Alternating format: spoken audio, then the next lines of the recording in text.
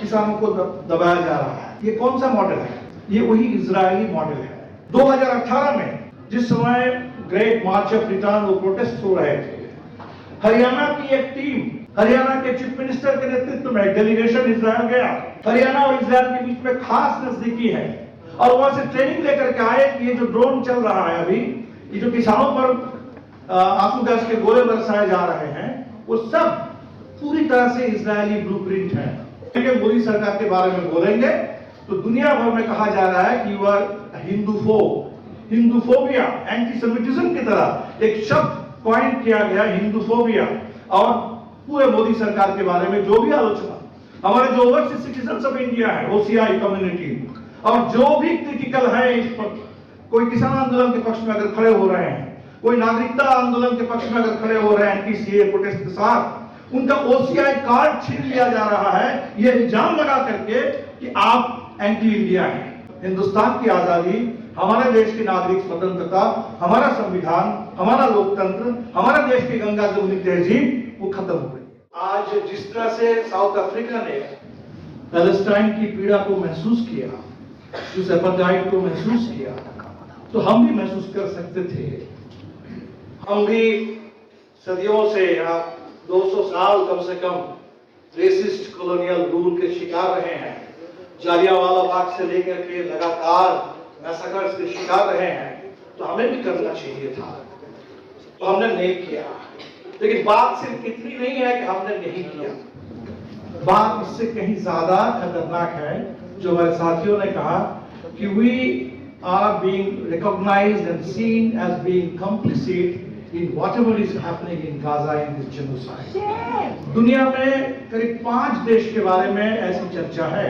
Israel तो है ही, America है, ब्रिटेन है, जर्मनी है, और उसके साथ अगर किसी और देश का नाम लिया जा रहा है, this is the global perception कि वो इंडिया है। और ये जो परसेप्शन है वो हम समझ सकते हैं कि ये this is one perception which is really rooted in reality.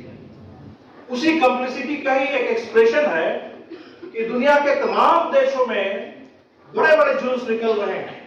यहां तक कि जिन देशों की पॉलिसी अलग है, उसी अमेरिका में, उसी ब्रिटेन में, वहां कम से कम 10-10, 12-12 दसियों लाख लोगों के जुलूस निकल चुके हैं। लेकिन हमारे यहाँ दिल्ली में हमें इस सवाल पर सड़क पर जाकर के जुलूस निकालने की इजाजत नहीं है। This is also an act of complicity. ये पूरे इसको बता रहा है इस देश के अंदर। तो हमें लगता है कि इस चीज को हमें आज समझना है। हमारे देश में 90 के बाद जो बदलाव आए, एक बदलाव की हम लोग बहुत चर्चा करते हैं कि नई आर्थिक और औद्योगिक नीति आएगी, और वो आते आते आज कहां पहुंचा सब देख रहे हैं। एक बदलाव की बात हम करते हैं कि उसी दौर से ये मंदिर के नाम पर देश में हिंदुत्व का उभार आया, वो आज कहां पहुंचा है हम देख रहे हैं। उसी के साथ उसी बदलाव की एक कड़ी है कि देश की विदेश नीति बदल गई, और उस विदेश नीति जो बदली उसमें अमेरिका तो एक बात है जरूर, उस विदेश नीति के बदलाव का सबसे स्ट्राइकिंग अगर कोई पॉइंट है वो है इजराइल के साथ हमारे ग्रोइंग एक तरह से स्ट्रैटेजिक आइडेंटिफिकेशन, पार्टनरशिप, कन्वर्जेंस जो कह लीजिए इसको। और ये खास तौर पर 2014 के बाद ज्यादा बढ़ गए हैं, और उसी का परिणाम आज हम देख रहे हैं। अगर लोग कह रहे हैं कि हम कंप्लिसिट है, उसका एक कारण तो बिल्कुल है कि जो इंटरनेशनल बॉडी में हमारी वोटिंग है, अक्सर हम एब्सटेन कर रहे हैं। एक आध बार अगर कहीं बोल भी दिए, लेकिन हम एब्सटेन कर रहे हैं। जबकि जो आईसीजे में बातें चल रही है जेनोसाइड पर भी, अभी जो ऑक्यूपेशन पर चल रहा है, मैं देख रहा था आज ही चाइना का एक स्टेटमेंट उस आईसीजे में। चाइना ने कहा है कि भाई वहां अगर कॉलोनियल ऑक्यूपेशन है तो under international law Palestine, the people of Palestine, they have a right to resist, and that right includes armed struggle, which cannot be condemned as terrorism. अब ये राइट इंटरनेशनल लॉ पर नहीं। तो आज तो global forum में इस पर आर्गुमेंट हो रहा है, जेनोसाइड के सवाल पर, ऑक्यूपेशन के खिलाफ। एक तरह से पैलेस्टाइन आज सबसे बड़ा देश दुनिया भर में नेशनल लिबरेशन पर स्ट्रगल। अगर एक जमाने में हिंदुस्तान में हम लोग वियतनाम को लेकर के पूरा देश खड़ा होता था, पूरे देश के लेफ्ट के लोग खड़े होते थे। एक समय अगर बांग्लादेश के सवाल पर पूरा हिंदुस्तान खड़ा हुआ तो आज कायदे से पैलेस्टाइन के सवाल पर हिंदुस्तान को खड़ा होना चाहिए था, लेकिन हम बिल्कुल जो विपरीत छोर पर आ गए हैं, ये हमारे लिए सोचने वाली बात है। आज हम देख रहे हैं कि अदानी देश के अंदर भी और उस इजराइल के अंदर पैलेस्टाइन में, तो आप देख लेंगे सबसे ज्यादा इन्वॉल्वमेंट अगर है तो अदानी का। पोर्ट उनको मिल गया है, आर्मामेंट इंडस्ट्री में सबसे ज्यादा उसका इन्वेस्टमेंट है, वो आर्म सप्लाई कर रहे हैं। अभी हमने एक वीडियो देखा लंदन के साइंस म्यूजियम में, वहां अदानी शायद वो खुल गया है, उसकी कोशिश है रिन्यूएबल एनर्जी के नाम पर एक गैलरी अदानी को मिल जाए साइंस म्यूजियम में। उस ग्रीन वॉश के खिलाफ वहां के लोग प्रोटेस्ट कर रहे हैं। हमने देखा कि इस समय वहां के बच्चे and their parents, children and their parents, वो साइंस म्यूजियम के अंदर जाकर के बाहर खड़े होकर के प्रोटेस्ट कर रहे थे कि ये अदानी को नहीं मिलना चाहिए, because he has got blood in his hands, ये ब्लड मनी है अदानी के। तो अदानी के खिलाफ आज जो दुनिया भर में प्रोटेस्ट हो रहे हैं, वो सिर्फ जल जंगल जमीन के सवाल पर नहीं हो रहा है, वो सिर्फ स्कैम के सवाल पर, वो हिंडनबर्ग के सवाल पर नहीं हो रहा है, इस सवाल पर भी हो रहा है। तो हमारे देश में अगर ये कॉर्पोरेट के खिलाफ हमारी लड़ाई तेज होती है, उस लड़ाई को हम यहाँ तक भी पहुंचा सकते हैं। जो हम देख रहे हैं कि हरियाणा में जो 2-3 दिन से हम देख रहे हैं, किसानों को दबाया जा रहा है, ये कौन सा मॉडल है? ये वही इजरायली मॉडल है। 2018 में जिस समय ग्रेट मार्च ऑफ रिटर्न वो प्रोटेस्ट हो रहे थे, हरियाणा की एक टीम, हरियाणा के चीफ मिनिस्टर के नेतृत्व में डेलीगेशन इजरायल गया। हरियाणा और इजरायल के बीच में खास नजदीकी है, और वहां से ट्रेनिंग लेकर के आए कि ये जो ड्रोन चल रहा है अभी, ये जो किसानों पर आंसू गैस के गोले बरसाए जा रहे हैं, वो सब पूरी तरह से इजरायली ब्लूप्रिंट है। इसलिए हमारे लिए कोई बाहर की बात नहीं है। गाजा में क्या हो रहा है उस स्केल पर अभी नहीं हो रहा है। कश्मीर के लोग जानते हैं क्या हो रहा है कश्मीर के अंदर।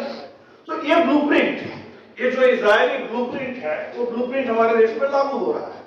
और आज की डेट में अगर भारत के फांसीवाद की हमें बात करनी है, वो ठीक है, मुसोलिनी से, हिटलर से भी उन्होंने प्रेरणा ली।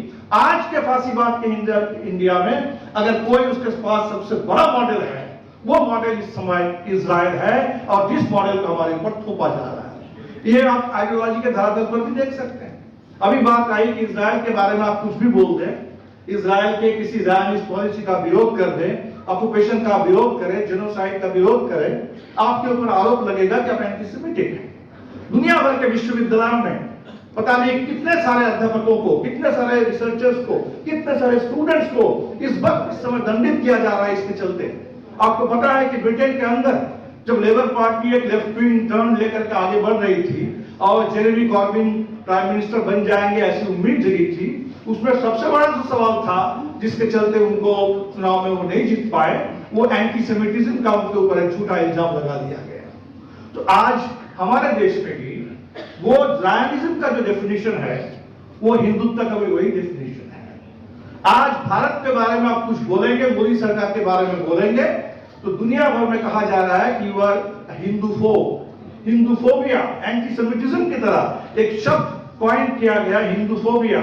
और पूरे मोदी सरकार के बारे में जो भी आलोचना हमारे जो ओवरसीज सिटीजन्स ऑफ इंडिया है, ओसीआई कम्युनिटी, और जो भी क्रिटिकल है इस पर, कोई किसान आंदोलन के पक्ष में अगर खड़े हो रहे हैं, कोई नागरिकता आंदोलन के पक्ष में अगर खड़े हो रहे हैं एंटी सीए प्रोटेस्ट के साथ, उनका ओसीआई कार्ड छीन लिया जा रहा है, ये इल्जाम लगा करके कि आप एंटी इंडिया हैं।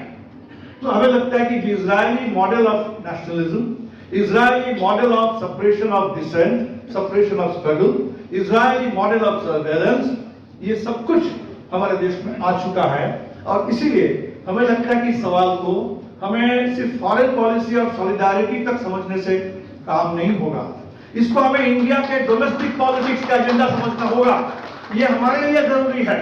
हमारे लिए, हमारा कभी भी सोचता है कि भारत में हम फांसीवाद को खत्म करेंगे, बिना पैलेस्टाइन के पक्ष में खड़े हुए और बिना गाजा पट्टी के इस पीड़ा को महसूस किए हम हिंदुस्तान में फांसीवाद को आज खत्म नहीं कर सकते हैं। और ये खत्म कभी होगा, ये खत्म कभी होगा कि सरकार के बारे में हम जो कह रहे हैं, अब वो स्लीप वॉक हो, हम धक्का दे तब जाकर के डिफीट में जाए, कैसे जाएंगे, बहुत बड़ी चुनौती हमारे सामने है। लेकिन वाकई अगर मोदी सरकार के खिलाफ एक चार्जशीट, 10 साल का कोई चार्जशीट अगर हम दायर कर रहे हैं, लोग बात कर रहे हैं कितना अनएम्प्लॉयमेंट बढ़ा है, कितनी महंगाई है, कितनी मॉब लिंचिंग है, कितना हमारे देश में डेमोक्रेसी पर, कॉन्स्टिट्यूशन पर हमले हुए हैं, तो हमें लगता है कि उस चार्जशीट में मोदी सरकार के खिलाफ ये जो आपकी इजराइल परस्ती है, ये जिस तरह से गाजा पट्टी में जेनोसाइड में मोदी सरकार ने साथ दिया, इसको ऑन टॉप उसमें रखना होगा कि ये चार्जशीट है मोदी सरकार के खिलाफ। 10 साल में आपने हिंदुस्तान को बदनाम सिर्फ नहीं किया, शर्मिंदा सिर्फ नहीं किया, वो एक ही बर्बादी का रास्ता है जो आज पैलेस्टाइन को बर्बाद कर रहा है, उनकी आजादी को लोग छीन रहे हैं। उसी रास्ते पर हिंदुस्तान की आजादी, हमारे देश की नागरिक स्वतंत्रता, हमारा संविधान, हमारा लोकतंत्र, हमारा देश की गंगा जमुनी तहजीब वो खत्म हो रही है। और इसीलिए हम आप तमाम लोगों से ये अपील करेंगे, बहुत कठिन काम है। अभी कंस्ट्रक्शन वर्कर्स को जब भेजने की बात आई, अभी पोर्ट वर्कर्स के बारे में हम लोग बात कर रहे हैं। कंस्ट्रक्शन वर्कर्स का हमारा एक फेडरेशन है और उस फेडरेशन ने